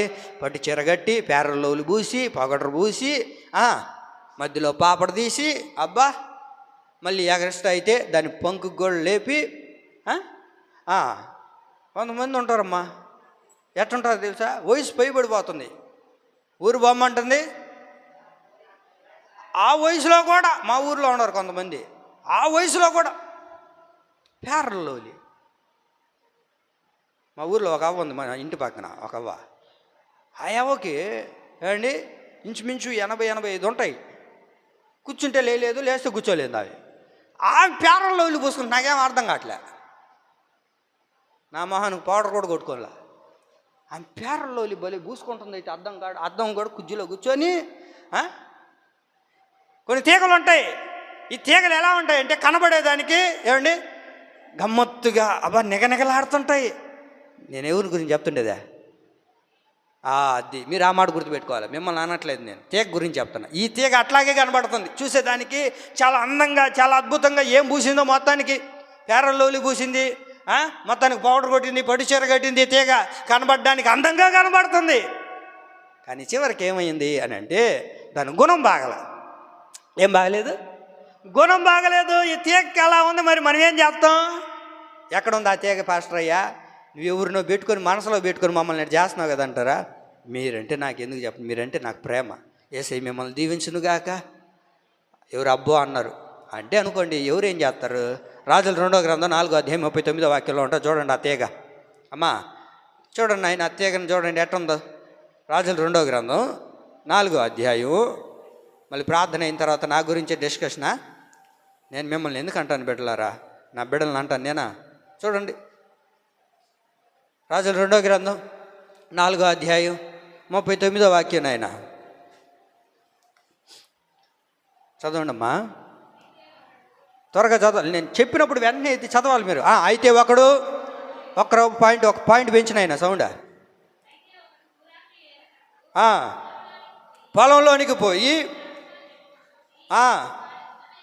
ఏ ద్రాక్ష చెట్టును చూశాడు? అది వెర్రి ద్రాక్ష చెట్టును చూచి దాని గుణము ఎరుగక దాని తీగలను తెంపి ఒడి నిండా కోసుకొని వచ్చి వాటిని తిరిగి తరిగి కూరకుండలో వేసాను. ఆగండి, అక్కడికి ఏం చేశాడంట? అక్కడ దైవజనుడు ఉంటాడు, ఆయన దగ్గర కొంతమంది ఉంటే వాళ్ళందరూ కూడా ఆ రోజుల్లో కరువు ఒకటి వచ్చింది. ఆ రోజుల్లో కరువు ఒకటి వస్తే అందును బట్టి ఆహారం వండుకోవడానికి అని చెప్పి అందరూ కూడా ఆ వస్తువులు ఈ వస్తువులు తీసుకొని వస్తే ఒకడు పొలంలోకి పోయాడు. పొలంలోనికి పోయినప్పుడు వాడికి ఒక తీగ కనబడింది. వాడికి ఒక ద్రాక్ష తీగ కనబడింది, ఒక ద్రాక్ష చెట్టు కనబడితే ఆ చెట్టును చూసినప్పుడు అబ్బా ఇది అద్భుతంగా ఉంది, దీన్ని కానీ తీసుకొని పోయి కూరగాయలు చేసుకుంటే ఇంక ఎంత బాగుంటుందో అనుకున్నాడు. అయితే పోయినాడు, మొత్తానికి ఆ తీగలన్నీ లాక్కొని వచ్చాడు, ఆ చెట్లన్నీ తీసుకొచ్చి మొత్తానికి తరిగేసి ఆ కుండలో వేసి కూర చేసాడు. చేసిన తర్వాత అందరూ వడ్డించుకొని వేసుకొని తింటుంటే బహుచేదుగా ఉంది. అందరూ ఏమంటున్నారంటే విషం వచ్చేసింది, అన్నంలోకి విషం వచ్చేసింది, తినొద్దు అంటున్నారు. ఏమైందిరా నాయన అని చెప్తే చివరికి చూస్తే వెర్రి తీగలు తీసుకొని వచ్చాడు. వెర్రి చెట్టు ఒకటి ఉంది, అది పనికిరానిది, దాన్ని గుణం ఎరగలవాడు. చూసేదానికి మాత్రం ఎలా ఉంది? పొలంలోనికి పోయినప్పుడు చూసేదానికి చీర కట్టుకొని పేరలో వేసుకొని కొన్ని తీగలు ఉంటాయి, మంచిగానే ఉంటాయి తీగలు. జీన్స్ ప్యాంట్ వేసుకొని టక్క చేసుకొని తెల్ల సొక్క వేసుకొని తిరగతా ఉంటాయి. అబ్బా తెల్ల సొక్క వేసుకున్నారంటే ఎంతో మంచోళ్ళు అనుకోవచ్చు. అబ్బే పొరపాటు, పైకి తెల్లదే, పైకి తెల్ల సొక్కైనా ఉంటుంది, లోపలంతా చెప్పండి, పైకి తెల్ల సొక్కయ్యే, లోపలంతా వెర్రి తీగ. లోపలంతా తన గుణం బాగలేదు, దాని గుణం ఎరగక వెర్రి ద్రాక్ష చెట్టుని తీసుకొని వచ్చి వేయడాన్ని బట్టి కూర అంతా ఏమైపోయింది? విషమైపోయింది, చెడిపోయింది, పాడైపోయింది. దేవుని ప్రియులారా, దాని గుణాన్ని ఎరగలేదు, దాని గుణము ఎరగలేదు. కానీ పైకి మాత్రం చూడడానికి ఎలా ఉంది? చాలా చక్కగా, చూడడానికి చాలా బాగుంది. కానీ ఏమైపోయిందయ్యా? ఎందుకు ఆ కూర అంతా విషమయంగా మార్చబడిపోయిందంటే గుణం బాగలా. ఇక్కడ ఇతేకేం బాగలేదంట? చెప్పండి అమ్మా, ఏం బాగలేదు? గుణం బాగలేదు. వెర్రి ద్రాక్ష చెట్టుని తీసుకొని వచ్చాడు. అమ్మా, గుణం బాగలేకపోతే నువ్వు ఎంత మంచిదానివైనా, ఎంత మంచివాడివైనా గుణం బాగలేకపోతే మన జీవితాల్లో ఎందుకు ఉపయోగకరం కాదు కదా. ఎలా అయిపోతుంది గుణం బాగలేకపోతే అని అంటే, ఏ ఇంట్లోకి నువ్వు వెళ్ళినా, ఇక్కడ ఈ వెర్రి ద్రాక్ష ఎక్కడికి వెళ్ళింది? చెప్పండి, ఎక్కడికి వెళ్ళింది? అది కుండలోనికి పోయింది. మీరు అది చెప్పట్లేదు. ఎక్కడికి వెళ్ళింది అది? కుండలోనికి వెళ్ళింది. నువ్వు వెర్రి ద్రాక్ష వల్లే ఉండి నీ గుణం బాగోలేకుండా ఉండి ఏ ఇంటికైనా నువ్వు వెళ్తే నీ వల్ల తండ్రులు రాకూడదు. నువ్వే ఇంటికైనా వెళ్ళినా అక్కడ ఏం ఉండాలో తెలుసు? సమాధానం ఉండాలి. నువ్వే ఇంటికి వెళ్ళినా ఆనందం ఉండాలి. ఏ ఇంటికి వెళ్ళినా నువ్వు ఎక్కడ నివసించినా అబ్బా మా ఇంటికి వచ్చిందండి అద్భుతమైన కోడలు, మా ఇంటికి వచ్చాడండి అద్భుతమైన అల్లుడండి అని చెప్పుకోవాలి నీ గురించి. నీ గుణం బాగలేకపోతే ఈ కుండలోకి విషం ఎలా అయ్యిందో నువ్వు ఏ ఇంటికి వెళ్ళినా విషమయంగా మార్చబడిపోతావు. ఎప్పుడు గుణం బాగలేకపోతే. నీ గుణం చెడ్డదనుకోండి, నీ అలవాట్లు చెడ్డగా ఉన్నాయనుకోండి, నీ మాట తీరు చెడుగా ఉన్నింది అనుకోండి, నువ్వు ఎక్కడ ఉన్నా గొడవలే, నువ్వు ఎక్కడ ఉన్నా ఇబ్బంది, విషమయంగానే మార్చబడిపోతాం. అందుకని పనికిరాని తీగ ఏది కూడా మనలో ఉండకూడదు. పనికిరాని తీగ ఏది ఉండకూడదు. నువ్వు ఎక్కడ నిలబడినా, నువ్వు ఉద్యోగం చేస్తున్నా, లేకపోతే నువ్వు ఎక్కడికి వెళ్ళినా, ఎక్కడ ఉన్నా, ఏం చేస్తున్నా అక్కడ నీ గుణం అద్భుతకరంగా మార్చబడాలి. దీని గుణం బాగా చూసేదానికేమో చూడ్డానికేమో బాగానే కనబడుతుంది. చూడ్డానికి ఇది కానీ వేస్తే మంచిగా ఉండిపోతుందని అనుకున్నాడు. మొత్తానికి తీసుకొని వచ్చి వండితేనంటండి ఏమైపోయింది? అది విషమైపోయిందండి. అరే మన గుణం ఎలా ఉంది? మనం దేవుడిని నమ్ముకున్న వారం కదా. పనికిరాని తీగ మనలో ఉంటే ఇప్పుడు ఏం చేస్తారు? దేవుడు తీసివేసేస్తాడు మనలోని. ఏదైనా పనికిరాని తీగ మనలో ఉంచుకొని ఉంటే దేనికి ఉపయోగకరంగా ఉండం. కనుకనే మనల్ని ఏం చేయాలి అని అంటే, పనికిరాని తీగను మనం ఏం చేయాలా? చెప్పండి, ఏం చేయాలా? తీసివేయాలి, గుణం మార్చుకోవాలి, గుణాన్ని మనం మార్చుకోవాలి. తినడానికి తిండి లేకపోయినా, ఉండడానికి నివాసం లేకపోయినా, చేతిలో రూపాయి లేకపోయినా, నీ గుణం మంచిదనుకోండి, నీ గుణం మంచిదనుకోండి, అందరూ నిన్ను మెచ్చుకుంటారు. మన గుణం మంచిది కాకపోయింది అనుకోండి, మన అలవాట్లు మంచిది కాకపోయింది అనుకోండి, అందరూ మనల్ని ఎలా చూస్తారు? విషయమును చూసినట్లుగానే చూస్తారు. ఏమండి, అంతేనా కాదా? కాబట్టి మనం ఎలా ఉండాలి అని అంటే మంచి గుణము కలిగిన వారిగా ఉండాలి, కానీ పనికిరాని గుణాన్ని కలిగి పనికిరాని తీగ వలె మనం మార్చబడిపోకూడదు. ఇంకొక తీగ ఉంది. ఈ తీగ ఎలాంటిది చెప్పనా? ఏమండి, ఎందుకు పనికిరాని తీగగా అయింది అని అంటే ఇది కారు తీగ అయిపోయింది. ఏంటిది అది? అది కనబడడానికి మాత్రం బాగానే కనబడుతుంది, కనబడడానికి బాగా కనబడుతుంది. కానీ ఏమైపోయింది అని అంటే కారు ద్రాక్షలు కాస్తున్నాయి. దాంట్లో ఏం కాస్తున్నాయి? అది యెషయా గ్రంథం 5:9 వాక్యం చూడండి. దేవుడు ఒక తోటనేసాడు, ఆ తోటలో ఒక చెట్టుని నాటాడు. ఆ చెట్టును నాటిన తర్వాత అది ఎలా అయిపోయింది, ఏ ఫలాలను ఇచ్చిందో చూడండి ఒకసారి. అక్కడ 5వ అధ్యాయం 4వ వాక్యం, 5వ అధ్యాయము 4వ వాక్యం చూడమ్మా. 5వ అధ్యాయం 4వ వాక్యం. నేను నా ద్రాక్ష తోటకు చేసిన దానికంటే మరేమీ దానికి చేయగలను. అది ద్రాక్ష పండ్లు కాయునని నేను కనిపెట్టినప్పుడు అది కారు ద్రాక్షలు కాయుటకు కారణమేమి? దేవుడు ఒక ద్రాక్ష తోటనేస్తే అది ఎలా అయిపోయింది అని అంటే కారు ద్రాక్షలు కాయడం ప్రారంభించింది. అందుకనే దేవుడు అంటారు, కారు ద్రాక్షలు కాయుటకు కారణం ఏంటి? దేవుడు అన్నీ చేశాడు, అన్ని సౌకర్యాలను ఇచ్చాడు దేవుడు మనకు. దేవుడు నీకేం కొరత చేశాడు చెప్పు? దేవుడు ఏం తక్కువ చేశాడు నీకు? దేవుడు సమస్తాన్ని ప్రభు మనకిచ్చాడే, గొప్ప రక్షణ భాగ్యాన్ని ఇచ్చాడే, ఆయన ప్రాణాన్ని మన కొరకు దారబోసాడే, పవిత్రులుగా చేశాడే, పరిశుద్ధులుగా చేశాడే. కానీ మనం ఎంతవరకు పరిశుద్ధతను కాపాడుకోగలుగుతున్నాం? ప్రభు అంటాడు, ఇంకా నేనేం చేయాలి? దేవుడు అక్కడ బాధపడుతున్నాడండి. అరే, నా ద్రాక్ష తోటకి నేను ఏం చేయగలుగుతాను? ఇంకా చేయాల్సినవన్నీ కూడా చేశాను కదా, ఇవ్వాల్సినవన్నీ కూడా ఇచ్చాను కదా. ఇంతగా చేస్తే అది చివరికి ఏమవుతుంది? ఏం చేస్తుందంట? ఏమి ఇస్తున్నాం చెప్పండి అండి? ఏం చేస్తుంది? కారు ద్రాక్షలు అంటే పనికిరానిది, తినడానికి పనికిరాని ద్రాక్షలు కొన్ని ఉంటాయండి. చూడడానికి బాగానే ఉంటాయి ఏమండి. ఆ ద్రాక్షలు తిన్నప్పుడు ఎలా ఉంటుంది మనకు? పుల్లగా. ఎందుకు తెచ్చినావయ్యా ఈ ద్రాక్షలు అంటుంటాం కదా మనం. ఈ ద్రాక్ష ఎలా ఉంది అని అంటే, కారు ద్రాక్షలు అంటే పనికిరాని ద్రాక్ష. ఇది పుల్లగా చేదునిచ్చే ద్రాక్ష. మరి అలాగా ఉన్నామా? మంచి ఫలాలు కనిపించే విధంగా మనం మారాలండి. పైకి మాత్రం ఎలా ఉందంటే పైకి బాగానే కనబడుతుంది, కానీ ఉపయోగం లేని కారు ద్రాక్ష లాగా మారిపోయిందండి. ఈ రోజున చాలామంది పనికిరాని తీగ ఎందుకు అయిపోతుంది అని అంటే ఏంటి? గుణం బాగోలేదు, దాని ఫలాలు బాగోలేదు, కారు ద్రాక్షలాగా మార్చబడిపోతుంది. దేవుడు మనకి ఎంత చేస్తూ ఉన్నా, దేవుడు మనకి ఎన్ని ఇస్తూ ఉన్నా, దేవుడు ఎన్ని సౌకర్యాలు మనకు చేస్తూ ఉన్నా, చివరికి మనం ఏం కాయలు కాస్తున్నామో అని అంటే చెప్పండి, ఏం కాస్తున్నాం? అది దేవుడు అన్నీ చేస్తున్నాడు, అన్ని సౌకర్యాలను ఇస్తున్నాడు, సమస్తాన్ని ప్రభు మనకి ఇస్తూ ఉన్నప్పటికీ దేవుడి దగ్గరికి మనం వచ్చేటప్పుడు మాత్రం పాపంతో, అపవిత్రతతో, లేనిపోని కార్యక్రమాలతో, లేనిపోని అలవాట్లతో, లేనిపోని స్నేహంతో అన్నిటినీ మన హృదయంలో ఉంచుకొని దేవుడి దగ్గరకు వచ్చి ఏమండి, దేవుడి దగ్గరకు వచ్చి నడిపించు నావా అని పాట పాడుతుంటివి. లోపల మాత్రం అన్నీ పెట్టుకొని ఉన్నావు. నువ్వు ఇక్కడికి వచ్చి పాట పాడి, ఇక్కడికి వచ్చి ఆరాధన చేసి, ఇక్కడికి వచ్చి ప్రార్థన చేస్తే ఎట్లాగా? అరే, దేవుడు నీ దగ్గరకు వచ్చినప్పుడు నాలో ఏమున్నాయంట? మనలో కారు ద్రాక్షాలు ఉన్నప్పుడు అది ఉపయోగం లేదు కదా. అందుకే ప్రభు అంటారు, నేను ఇంక ఏం చెయ్యాలి? అందుకనే ఈ పనికిరాని తీగను ఏం చేస్తాడు ఆయన? చెప్పండి అండి. పనికిరాని తీగను ఆయన తీసేస్తాడు, తీసి పారవేస్తాడు. అంతే, మనలో ఉండకూడదు. పనికిరాని తీగ ఎప్పుడైపోతుంది అని అంటే ఏమండి, దాని గుణం బాగోలేదు, కారు ద్రాక్షలుగా మార్చబడిపోయింది. అందుకనే ఈ తీగను మనం ఏం చేయాలి అని అంటే తీసివేసుకునే వారిగా ఉండాలి. దీనికి ఇది పనికిరాని తీగగా ఇది మారడానికి, ఈ పరిస్థితి దానికి ఇలా అవ్వడానికి గల కారణం ఏంటి?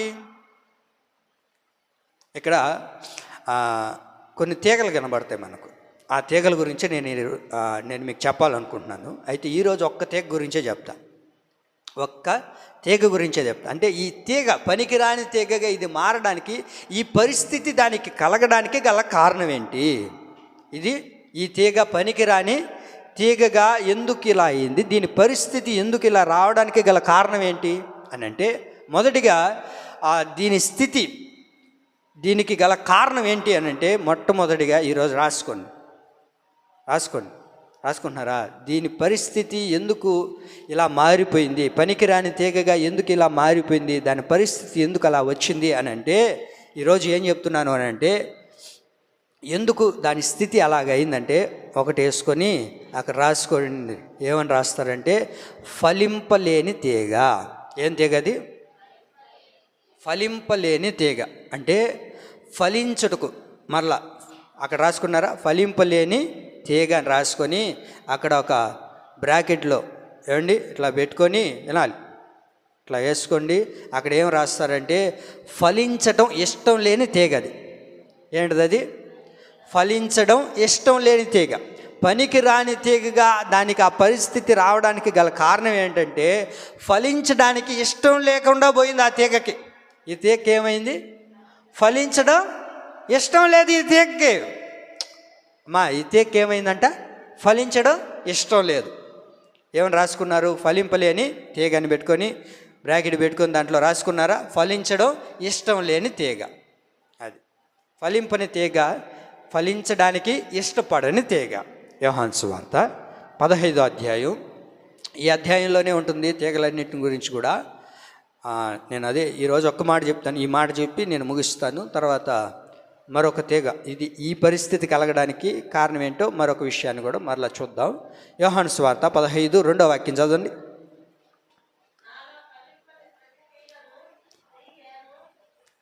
ఆగండి ఆయన ఒకసారి చదవండి, మరలా చదవండి ఒకసారి అక్క, చదవండి అక్క.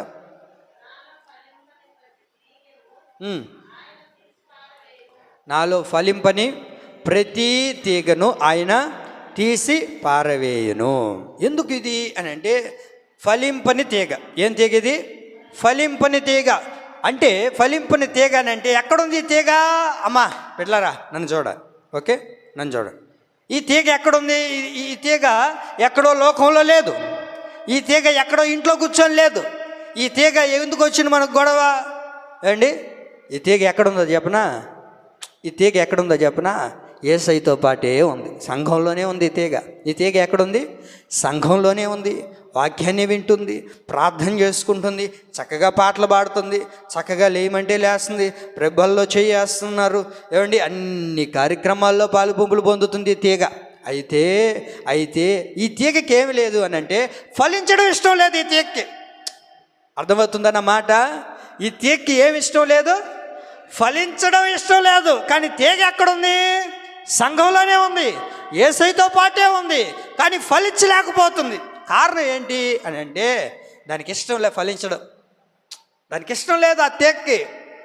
క్రీస్తు కోరుకునేది ఏంటో తెలుసా? యేసయ్య మన ద్వారా కోరుకునేది ఏంటి అని అంటే, ఏమండి, మన ద్వారా ఆయన ఆశించేది ఏంటి అని అంటే, క్రీస్తు పోలిక వలె మనం మారాలని దేవుడు ఆశిస్తూ ఉన్నాడు. ఆమె ఇప్పుడు ఆ ద్రాక్ష చెట్టుతో ఉంటే దాని తీగల్లో కూడా ద్రాక్ష చెట్టు ఏం కోరుకుంటుంది? నా వలె అది కూడా ఫలించాలి, ఫలాలను ఇవ్వాలి, అది నా వలె మారాలని ఆ చెట్టు అనుకుంటుందా లేదా? ఇప్పుడు దేవుడు కూడా కోరుకుంటుండేది ఏంటి? ఈ తీగలనేనంటే నా వలె మారాలి, నా పోలిక వలె మారాలి, నా స్వరూపంగా మారాలని దేవుడు ఆలోచిస్తూ ఉంటే, ఈ తీగ మాత్రం ఎంతసేపు ఏం చేస్తుంది? ఫలింపు లేని తీగగానే ఉంది. ఫలింపు లేదు. ఎందుకు ఫలింపు లేదు? దీనికి ఇష్టం లేదు ఫలించాలని. కానీ మందిరానికి వస్తుందంటే చెప్పండి, ఖచ్చితంగా మందిరానికి వస్తుంది తీగ. మందిరానికి వస్తున్నారు, దేవుడిని ఆరాధిస్తున్నారు, దేవుడు మందిరంలోనే కూర్చుంటున్నారే, కానీ ఫలింపు లేదు, ఫలింపులోనికి రావట్లేదు. క్రీస్తు వలె మారాలని దేవుడు ఆశపడుతూ ఉన్నాడు. ఆయన పోలికలోనికి, ఆయన స్వరూపంలోనికి మారాలని దేవుడు ఆశపడుతుంటే, ప్రభువా మందిరానికి అయితే వస్తాం, ఫలించమని అడిగితే మాత్రం మన వల్ల కాదయ్యా. అవన్నీ మనకు కుదరని పనులయ్యా. పేరుకు మాత్రమేమో క్రైస్తవులం ప్రభువా, కానీ ఫలింపు అనేది మాలో రాదయ్యా. నేను అప్పుడప్పుడు చెప్తుంటాను కదా, ఏమండి, ₹1,00,00,000 మాట ఏంటంటే క్రీస్తు కొరకు, దేవుని కొరకు చచ్చిపోవడం చాలా ఈజీ, దేవుని కొరకు చనిపోవడం చాలా సులభం. ఒక మాటలో ఒక విషయంలో చచ్చిపోవచ్చు, కానీ యేసయ్య వలె బ్రతకాలి అని అనుకోవడం చాలా కష్టమైన పని. చెప్పానా? గుర్తుందా? మీకు గుర్తుందా? ఏం గుర్తుందో సరేలే కానివ్వండి. యేసయ్య కొరకు చచ్చిపోవడం అనేది చాలా సులభమైన పని, చాలా సులభమైన పని. కానీ యేసయ్య కొరకు బ్రతకాలి అని అనుకునేది చాలా కష్టమైన పని అండి. అది ఎవరు చేయలేరు. కానీ నువ్వు పరిశుద్ధాత్మ సహాయాన్ని అడగగలిగితే దేవుడు నీకు సహాయం చేస్తాడు. ప్రతిరోజు క్రీస్తు కొరకు బ్రతకాలి, క్రీస్తు వలె మనం జీవించాలి, దేవుని వలె మనం నడుచుకోవాలి. ఈ రోజున ఎందుకు ఇది ఇలా మార్చబడింది, దానికి గల ఆ పరిస్థితి ఎందుకు వచ్చిందని అంటే, ఫలించడం ఇష్టం లేదు ఈ తీయకి, కానీ మందిరంలోనే ఉంటానని ఉంటుంది. కానీ ఫలించడం అయితే నా వల్ల కాదయ్యా, ఫలించడం అయితే నా వల్ల కాదు, నేను చేయలేను ఆ పని. ప్రియులారా, ఒక మాట చెప్పిన, సంఘాన్ని గురించి దేవుడు మాట్లాడిన మాట చాలాసార్లు మనం చదువుకున్నాము. చాలాసార్లు ఇది నాకే, ఇది నా కుటుంబానికే, ఇది నేను ఇలా ఉండాలని అనుకుంటాం. 128వ కీర్తన 3వ వాక్యంలో, 128వ కీర్తన 3వ వాక్యంలో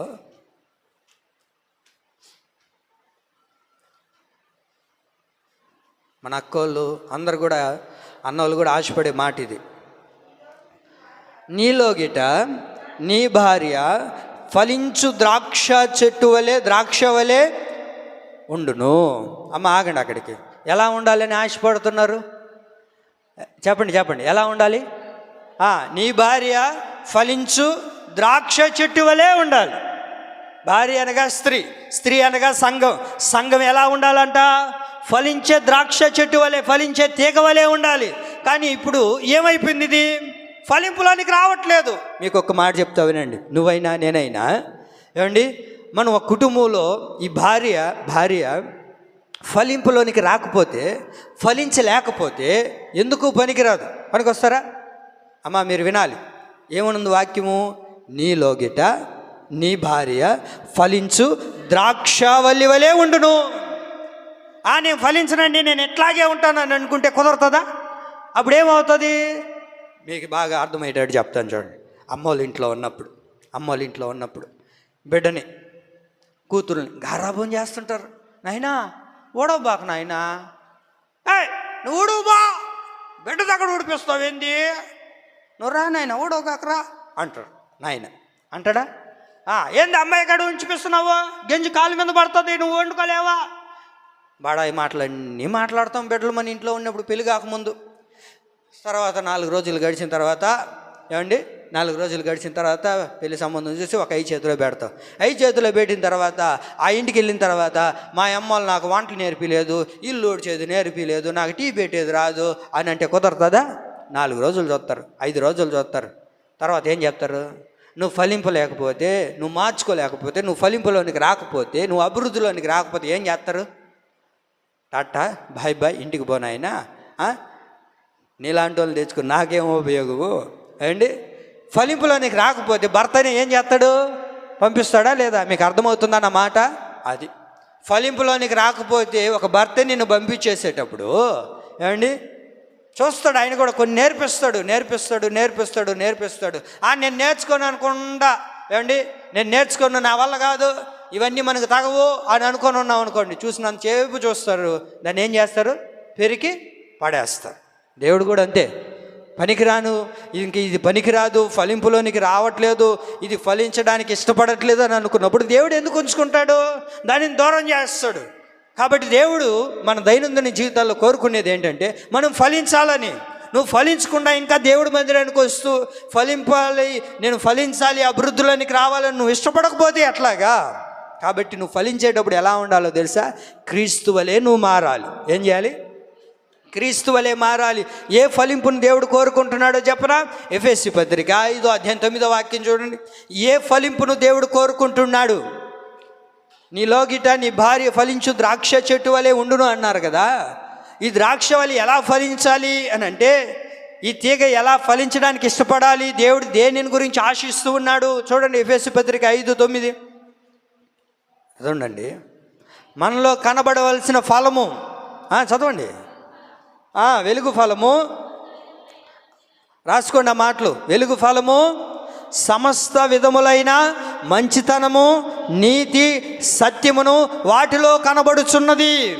వెలుగు ఫలము అనగా మనమందరము కూడా లోకమునకు వెలుగై ఉన్నామని దేవుని యొక్క వాక్యం తెలియజేస్తుంది కదా.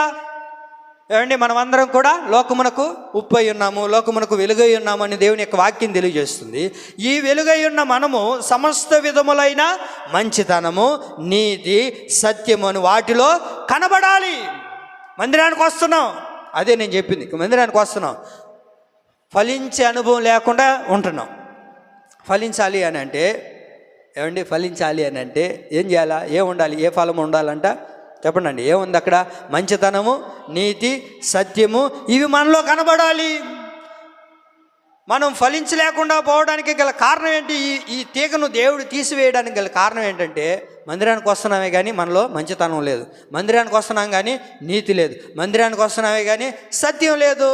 ఇవన్నీ లేకుండా ఉన్నాయనంటే నువ్వు ఫలించడం ఇష్టం లేని తీగగా ఉన్నావు. ఇంకా మందిరంలో మంచితనం లేదు అని అనుకుంటే ఈ తీగ ఏమని అంటూ మందిరానికి వస్తుంది కానీ ఫలించాలని ఆశపడట్లే. ఈ తీగ నాకేముందిలే, అందరూ మంచోళ్ళ, మంచి చర్చకు వచ్చే వాళ్ళందరూ మంచోళ్ళు అనుకున్నావా వదినా, అనుకున్నావా? నా కడుపులో ఉన్నాయి ఒక్కొక్కరి గురించి, ఎందుకులే కానీ అవన్నీ మనం పెట్టుకోకూడదు. నాకు టైం వస్తుంది, ఆ రోజు చూసుకుంటా. అరే ఈ తీగ ఎలాంటిది చెప్పండి, ఈ తీగ ఎలాంటిది? మందిరానికి వస్తుంది, ఏమండి, ఫలింపు లేని తీగ, ఫలింపు లేని తీగ, ఫలించడానికి ఇష్టపడని తీగ.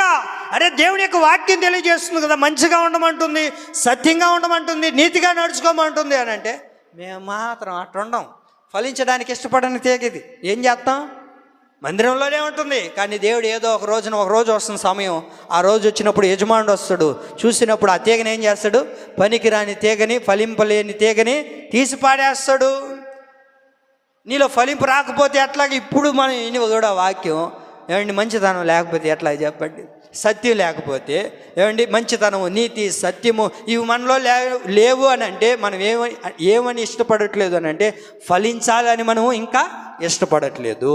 మనలో ఏముండాలని దేవుడు కోరుకుంటున్నాడు అని అంటే మనలో మంచితనము, నీతి, సత్యం అనే ఫలింపు కలిగిన తీగవలే మనం మారాలని ప్రభు కోరుకుంటున్నాడు. అలా మనం ఉంటే క్రీస్తు వలె మనం మారుతాం, క్రీస్తు పోలికలో మనం రూపుదిద్దగలుగుతాం. అందుకే రోమపత్రిక 6:22 వాక్యంలో కూడా ఒక ఫలం కనబడుతుంది చూడండి. పరిశుద్ధ ఫలము అనే మాట అక్కడ మనకు కనబడుతుంది చూడండి. రోమపత్రిక 6:22 అమ్మా, రోమపత్రిక 6:22 అయినను పాపము నుండి విమోచించబడి ఆ దేవునికి దాసులైనందున పరిశుద్ధత కలిగి ఉండుటయే మీకు ఫలము, దాని అంతము నిత్య జీవము. ఏం కలిగి ఉండాలి ఈ ఫలము? అమ్మా, ఎందుకు ఈ తీగ ఇలాంటి పరిస్థితి కలిగిందని అంటే ఏమండి, అది ఇష్టపడట్లే, ఫలించాలని ఇష్టపడట్లే. ఫలించాలని ఇష్టపడితే ఏ అనుభవం ఉండాలో చెప్పనా? ఏమండి, పరిశుద్ధత అనే అనుభవం నీలో ఉండాలి. ఎలా ఉండాలి? ఈ తీగలో పరిశుద్ధత ఉండాలి. దేవుడు మనల్ని పాపంలో నుండి విమోచించాడు కదా. దేవుడు మనల్ని పాపంలో నుంచి విమోచించిన తర్వాత నువ్వు ఎవరి కొరకు పాపంలో పడిపోతున్నావు? దేని నిమిత్తం పాపంలోనికి వెళ్ళిపోతున్నావు? దేని నిమిత్తం పాపాన్ని గుండెల్లో పెట్టుకొని నీ హృదయంలో పాపం చేస్తూ నడిపించబడుతూ ఉన్నావు? అరే దేవుడు త్వరగా రాబోతూ ఉన్నాడు కదా. ఈ తీగ మందిరానికి వస్తుంది కానీ ఫలించడానికి ఇష్టపడట్లేదు. ఫలించడానికి ఇష్టపడితే నీలో ఏముండాలో తెలుసా? పరిశుద్ధత కనబడాలి. ఏముండాలి చెప్పండి, ఏముండాలి?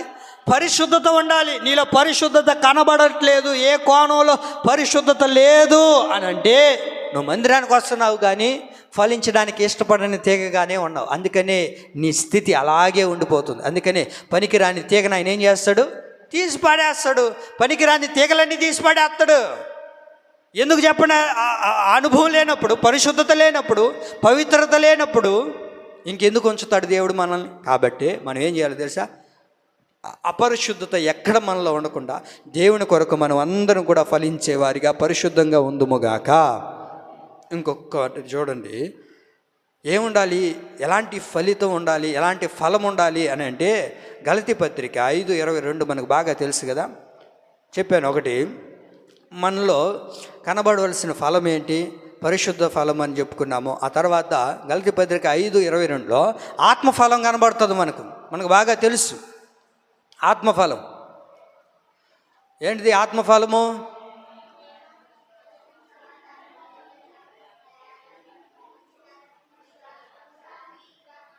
ఎన్నున్నాయి?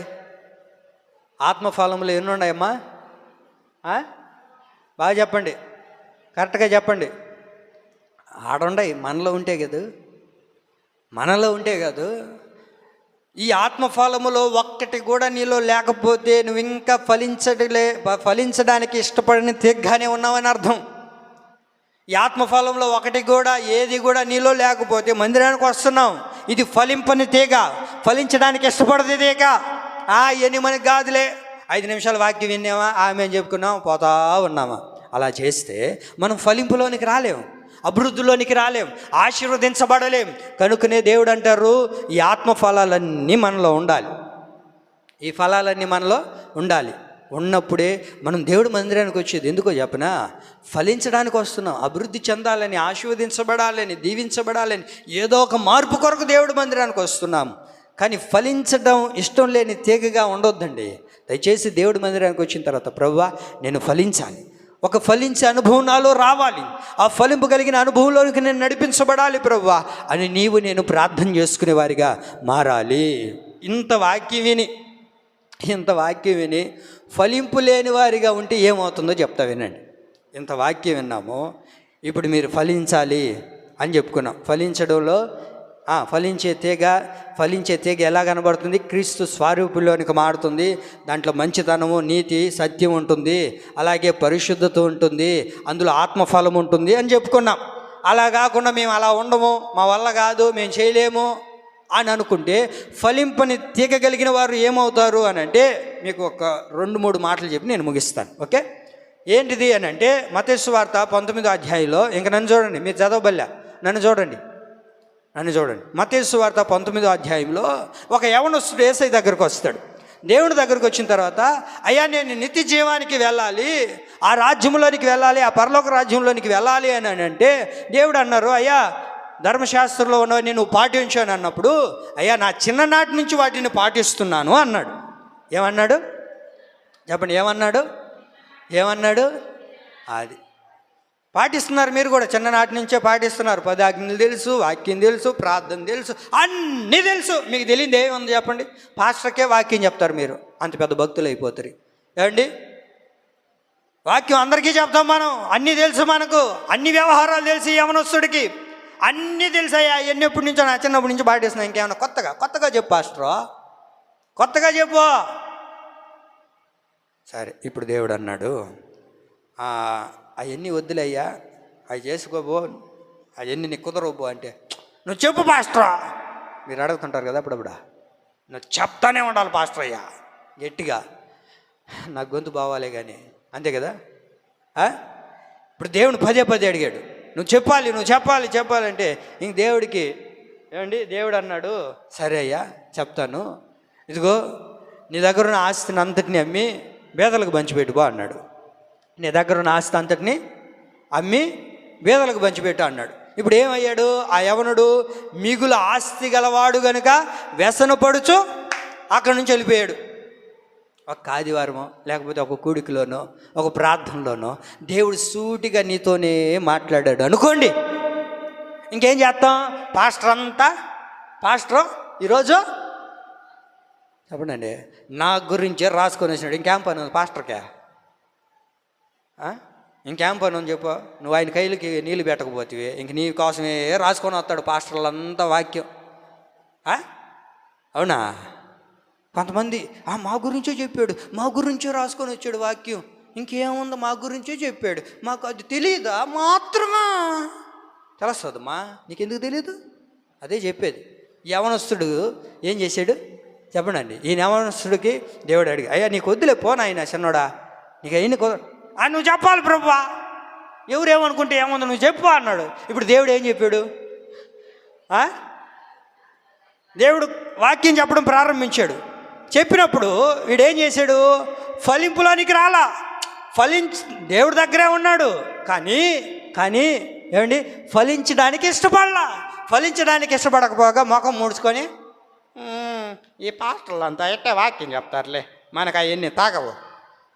ఈ చర్చి కాకపోతే ఆమె ఇంక చర్చిలే లేవా?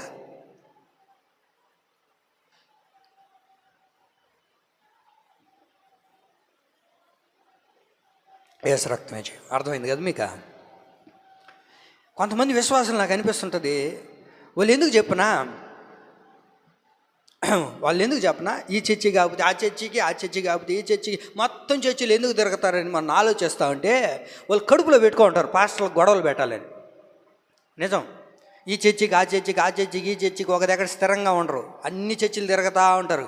వీళ్ళకి పాస్టర్లన్నా, సేవకులన్నా, మందిరాలన్నా కడుపు మంటగా ఉంటుందేమో, అందుకని అన్ని చర్చిలు తిరుగుతుంటారు. ఎందుకంటే సేవకులకి, సంఘాలకు గొడవలు పెట్టడానికి తిరుగుతుంటారు వాళ్ళు.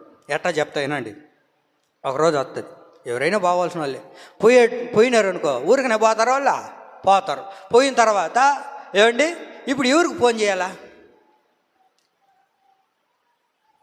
చెప్పండి అండి? సరే, ఈయనకు ఫోన్ చేసినాం, ఈ చర్చికి పోతుంది కాబట్టి, ఈ చర్చి ఆగిపోయి ఆ చర్చికి పోయింది కాబట్టి ఆయనకు కూడా తెలుస్తుంది, ఆయన కూడా వస్తాడు.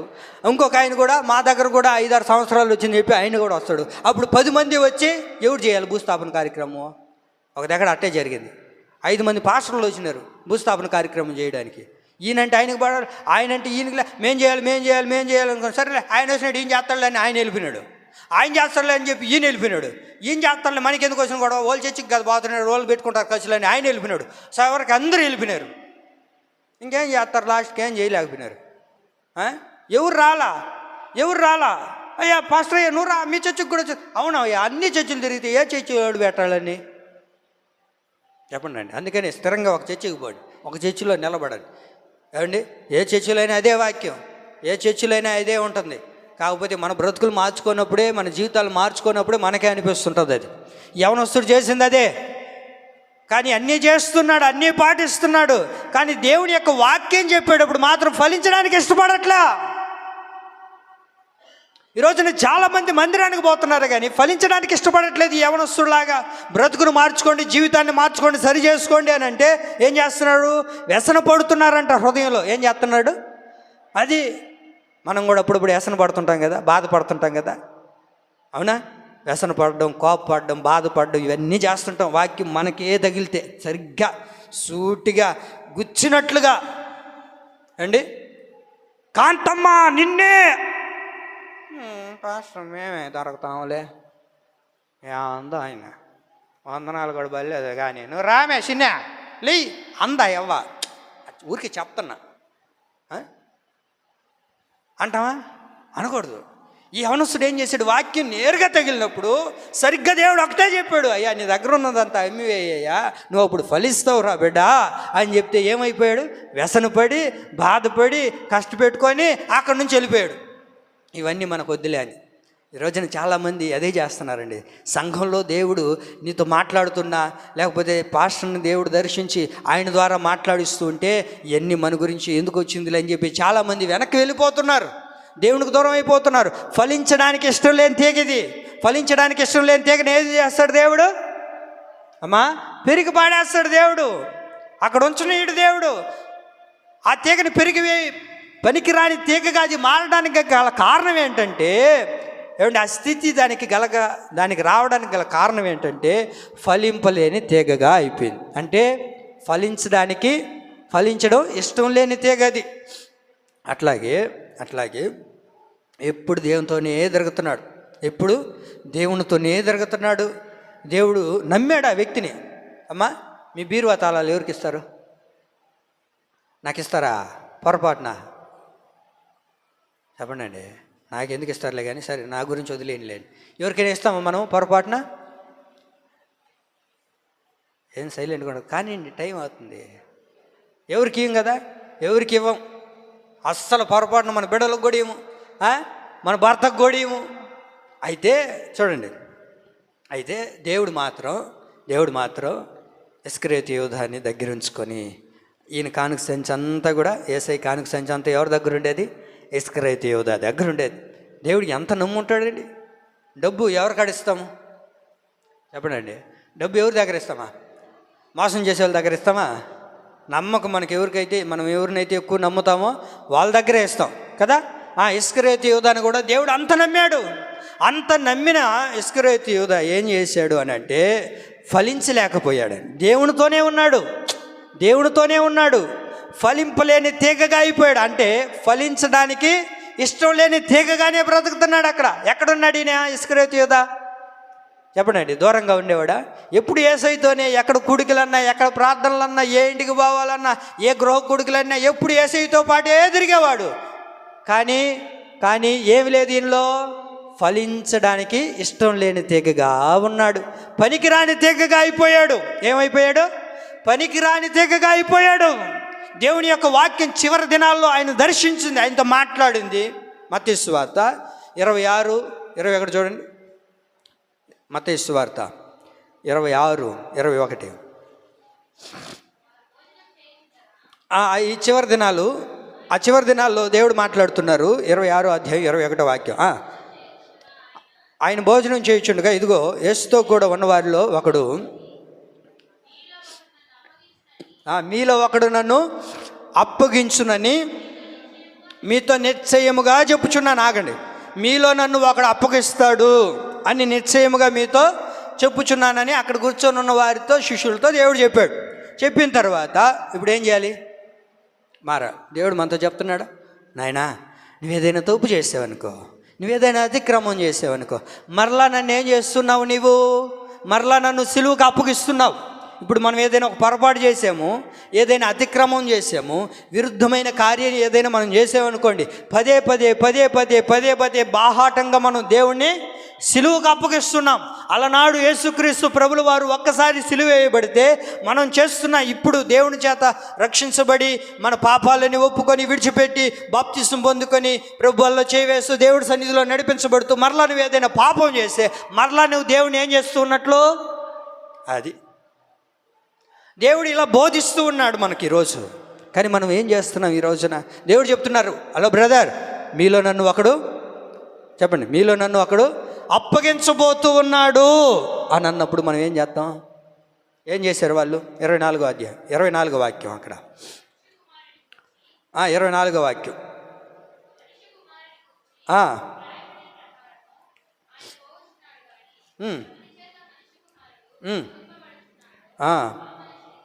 శ్రమ ఆ మనుష్యుడు బాగా చదవడమ్మా. అది పుట్ట ఎండని ఎడల, అంటే పుట్టకుండా ఉండేవానికి మేలది, వాడి ద్వారా నేను పట్టబడతాను, వాడు నన్ను అప్పగిస్తాడు, వాడికి శ్రమ కలుగుతుంది, వాడు పుట్టకుండా ఉండడమే మేలు అని దేవుడు అక్కడ చెప్తూ ఉన్నప్పుడు 25వ వాక్యం చూడండి. ఆయనను అప్పగించిన యూదా, బోధకుడా నేనా అని అడుగుగా ఆయన నీవన్నట్లే నేను, అయ్యా నేనేనయ్యా అని అడిగినప్పుడు దేవుడు అన్నాడు, అయ్యో నువ్వేనయ్యా, నువ్వే అది చేసేది అని అన్నప్పుడు ఏం చేయాలా? సరి చేసుకోవాలి. అరే దేవుడు నాతో మాట్లాడుతున్నాడే, నాకు శ్రమ రాబోతుంది అన్నాడే, దేవుడు నన్ను హెచ్చరిస్తున్నాడే, ఏమండి నేను పుట్టకుండా ఉండడమే మేలని దేవుడు చెప్తూ ఉన్నాడు. అంత స్పష్టంగా దేవుడు చెప్తున్నాడు. ఒక వ్యక్తి నన్ను పట్టిస్తాడు, ఆ వ్యక్తి ద్వారా నేను సిలువ వేయబడతాను, సిలువకు అప్పగించబడతాను, ఆ వ్యక్తికి శ్రమ వస్తుంది, ఆ వ్యక్తి పుట్టకుండా ఉండడమే మేలు, ఇన్ని దేవుడు బోధిస్తూ ఉన్నా ఆ వ్యక్తిలో మారు మనసు లేదు. ఫలించాలి, ఫలింపులోనికి రావాలి. ఫలించడానికి ఇష్టపడని తీగ ఇస్కరియోతు యూదా, ఫలించడానికి ఇష్టపడని తీగ ఇది. ఈ తీగ ఏమైంది చివరికి అని అంటే పెరికి వేయబడ్డాడు, పనికి రాని వ్యక్తిగా మార్చబడ్డాడు. చివరికి ఏమయ్యాడు ఇస్కరియోతు యూదా? ఏమండి ఊరేసుకొని చనిపోయాడు. ఎంత దౌర్భాగ్యమైన స్థితి.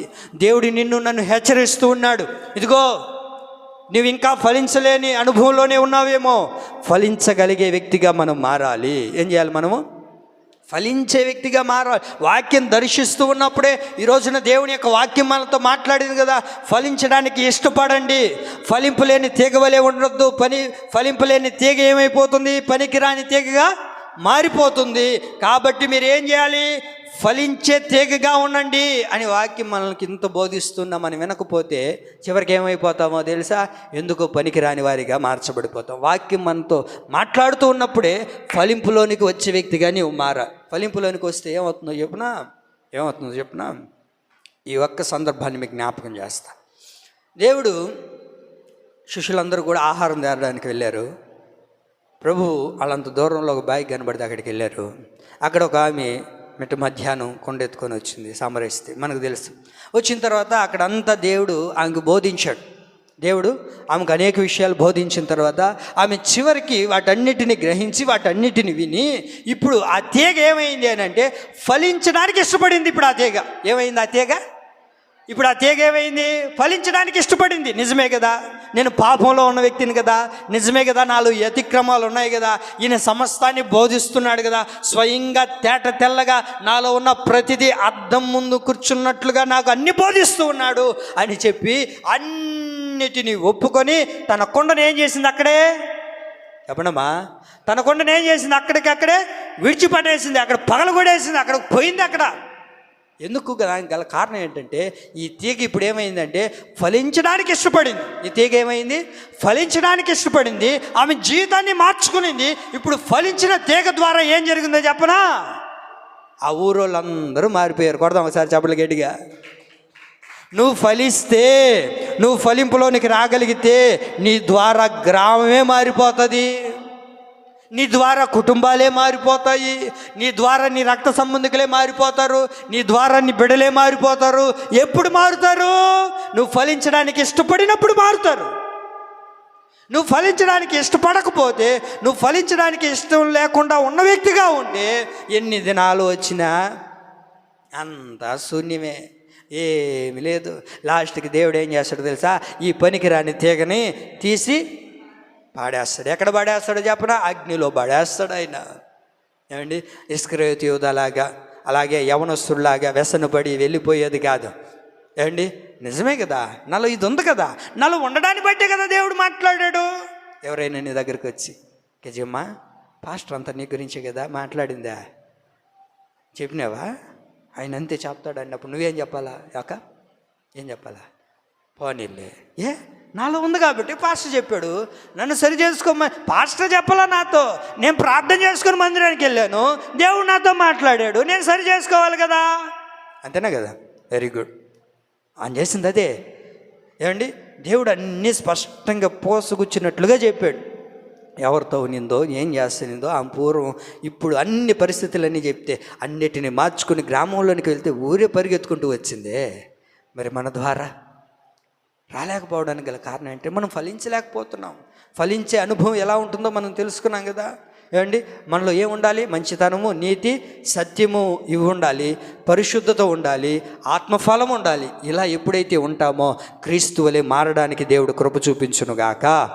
మనం ఎలా ఉండాలి? మందిరానికి వచ్చిన తర్వాత ఫలించడం ఇష్టపడే తీగ్గా ఉండాలి, కానీ ఫలించడానికి ఇష్టం లేని తీగ్గా కూర్చొని ఏదో 4 రోజులు వచ్చిపోయే ఇట్లా చేయకూడదు. మనం భక్తి చేస్తే ఫలింపులోనికి వచ్చే తీగగా మనం అందరం మారుదుముగాక.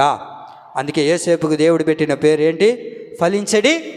చెప్పండి, ఫలించడి కొమ్మగా దేవుడు యోసేపుని చేశాడు. ఎన్నో కష్టాలు, ఎన్నో శ్రమలు, ఎన్నో ఇబ్బందులు వచ్చాయి, ఎన్నో అవరోధాలు వచ్చాయి, కానీ ఎక్కడా కూడా యోసేపు తన ఫలాన్ని విడిచిపెట్టలేదు, మంచితనాన్ని విడిచిపెట్టలేదు, నీతిని విడిచిపెట్టలేదు, ఏమండి ఆత్మఫలాన్ని విడిచిపెట్టలేదు, తన పరిశుద్ధ ఫలాన్ని విడిచిపెట్టలేదు. క్రీస్తు స్వరూపంగా మారాడు కనుకనే తన జీవితాన్ని అద్భుతకరంగా దేవుడు మార్చాడు. కనుకనే మనం కూడా ఫలించే అనుభవంలో మనం అందరూ నడిపించబడదుముగాక. ఈ కొద్ది మాటలు ప్రభు మనందరి వినికిల్లో నీరు కట్టి ఫలింపజేయునుగాక.